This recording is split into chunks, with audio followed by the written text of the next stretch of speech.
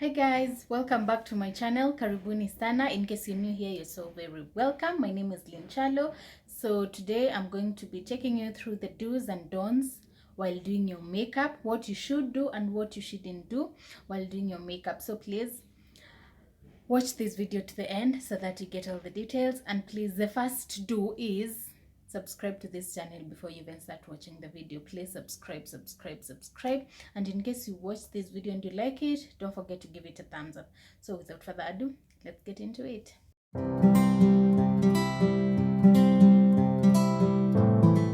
So the first thing while doing your makeup, obviously you start your makeup with doing your eyebrows. Don't draw those eyebrows before you trim them. The reason is, once you go in with doing your eyebrows before they are trimmed, you're not going to get the right structure, because in eyebrows you have to follow the right structure of your eyebrows. So once you go in shading them and you haven't trimmed them, you're going to have the wrong structure, hence you're not going to achieve what you want. You're not going to achieve the kind of eyebrows that you wanted to have. So please make sure before you start doing your eyebrows, they are always well trimmed to make it easy for you to go in with the shading. The other thing is, use a sharp pencil. Don't use a pencil that is not well sharpened, because the thickness of the pencil is gonna make you shade the wrong places, or it's not going to enhance the shading.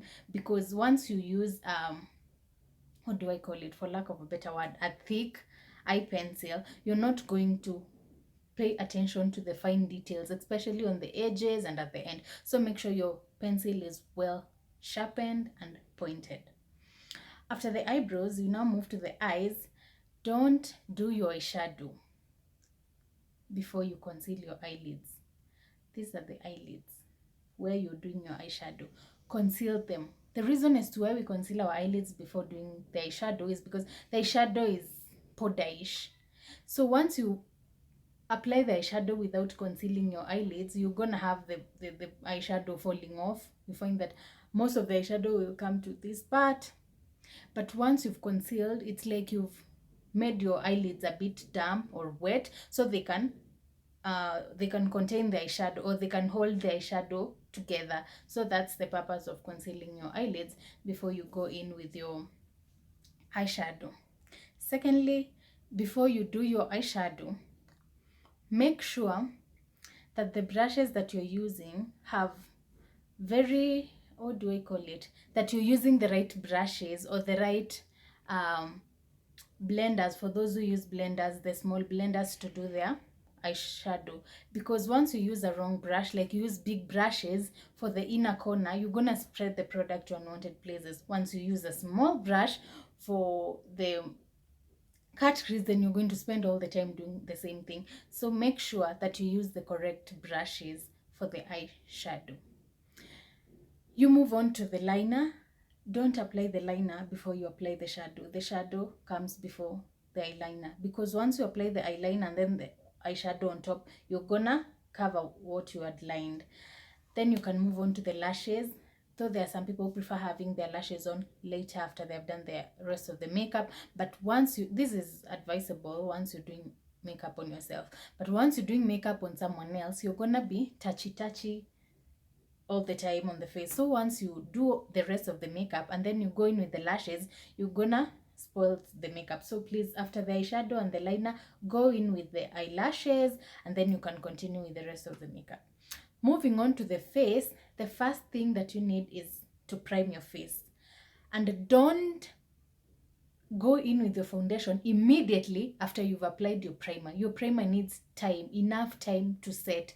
So what you do, apply the primer before or earlier. So I advise immediately after you've done your eyebrows, apply your primer, so that by the time you're done with the eye makeup, you can just go straight to the foundation and all that, rather than applying the primer and then immediately before it's set, you go in with a foundation. So for lack of time, because some people want to do makeup in a hurry, don't have time, or you're working on a client who is in a hurry, or they're not patient enough to wait for the primer to set in, because it needs a few minutes to set in. So what you do, apply the primer before you even start your eye makeup. So by the time you're done with the eyeshadow, the liner and having the lashes, the primer has already set. so you just move in with the foundation, but don't apply foundation on top of the primer that has not set in. On to the foundation. 1, use minimal product. Do use minimal product to avoid having a cakey face, or for lack of a better word, a cakey face. Secondly, if you're using a beauty blender, make sure the beauty blender is wet or damp, a bit damp. Just spray it with some setting spray, or some people dip it in water. Whatever it is that you have to do, make sure that the setting spray, make sure that the beauty blender is wet or damp before you start, what do you call it? Before you apply your foundation. While applying your foundation, tap it in. Do not drag the foundation, especially for those who are using a beauty blender. If you're using a makeup brush, it's okay. Sometimes you drag, but because for the makeup brush, you need to use a brush with tightly held or very firm bristles. Because once you use loose bristles, then you're going to apply it badly, or it's not going to come out well the way it should be. But if you're using a beauty blender and it's damp and you've used minimal product, then the blending is going to be so smooth, very easy for you. So please, while doing your foundation, don't use a dry beauty blender. Don't use a brush that doesn't have very firm bristles. Secondly, don't use a lot of product. Don't apply a lot of product, because you won't blend it smoothly. The foundation will look cakey on your face and all that. So after the foundation, you move into the concealer, and the same instructions for the foundation are the same instructions for the concealer, because it's almost one and the same thing. After that, you need to set in your makeup. Whichever setting powder you're using, again, use minimal product, because once you apply a lot of setting powder, then you're going to spoil everything. You're going back to zero, to square one, because you'll have powder is the same as eyeshadow. It's loose. So once you apply a lot of it, it's not gonna blend well. So you're going to have a hard time. You're going to have a very hard time blending that powder in if you have applied a lot of product. But if you apply minimal product, then it's going to serve the purpose that it's meant to be, which is to set in your makeup so that your makeup is not one so sticky, cakey at the same time. So please use minimal product. And then while setting in your makeup, that is with the setting powder, use a brush with very free bristles and soft. Now, this is the opposite of the foundation. The bristles need to be soft.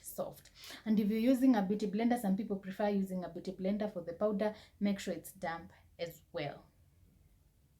Moving on to the contour and the highlight, the first do and the first don't when it comes to contour and highlight. If you're not good at highlighting and contouring, don't do it. Your makeup will still look fine. You're still gonna look good without the contour and the highlight. So it's not necessary. You don't have to highlight if you don't know how to do it, because you can do a very good face bit. Your eyebrows are on point, the eyeshadow is okay, the foundation matches it and all that, but then you spoil everything with highlighting and contouring. So if you're not good at it, please don't do it. If you're good at it, those two things, especially the contour, just go for a shade that is 2 shades darker than your skin tone. That's going to bring the structure out clearly. For a highlight, go for a highlight that is 2 shades lighter than your skin tone. And again, use minimal products, because you don't want to be too much. You don't want to be shouting. Your cheekbones are so highlighted. Your nose structure is so highlighted. Just use minimal products when it comes to these things. On to the other thing, which is the lips. Sorry, before the lips, you just set in your makeup. There are no instructions in setting up your makeup, but one, don't with the setting spray. Do not spray at a close angle. Close angle, I mean, don't have the setting spray so close while you're spraying. You know, it's watery and it's gonna smudge your makeup, for one, because you'll end up using a lot of product. So you need to use your setting spray from a distance. This distance, for example, not this, or should I use this hand? Yes, from this distance. Spray from a distance, but don't spray it so closely because it's gonna smudge the whole of your makeup, and it's going to take a lot of time for it to set in. And when it is sets in, you're gonna notice from far that it's left some watery spots on your face, and that's why I say your makeup is gonna be smudged. So please don't spray at a very close angle. Last but not least is the lips.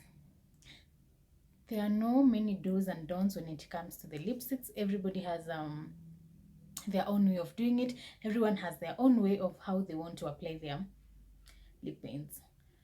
But to those who apply ombre, or to those who want to do an ombre, one thing, make sure you match the shades. Don't use a maroon or a purple shade with a brown shade. No. Use two maroon shades, but one should be darker than the other one. Two purple shades darker, and the other one is lighter.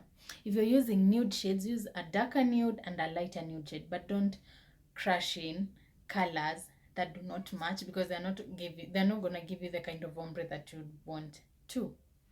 The other don't is, if you have applied bright makeup, try as much as possible, or if the lips weren't the center of attention that day, don't give them so much attention. What do I mean by this? Maybe you wanted to do a nude look, then make sure that make sure that you use a nude lip paint on your lips. If you want to go for a bright look, or you're going for a, how do you call it, a party, a shoot or something, you want to go for bright shades, then you can go in with the bright shades on your lips. But the important thing when it comes to lipsticks, just match the shade and know the shades that match your skin tone, because you're gonna spoil the rest of the makeup that you've done so well with the wrong shade of the lip paint. Use the right shade, and then all will be well. So that's all when it comes to the do's and don'ts of doing your makeup. I hope you learned a thing or two, and you're gonna put into consideration what we've said.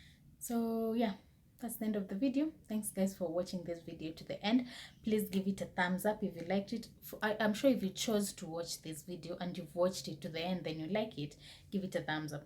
And if you've watched this video, you came into this channel, chose this video, watched it to the end, and you liked it, then why have you not subscribed? Please subscribe. That's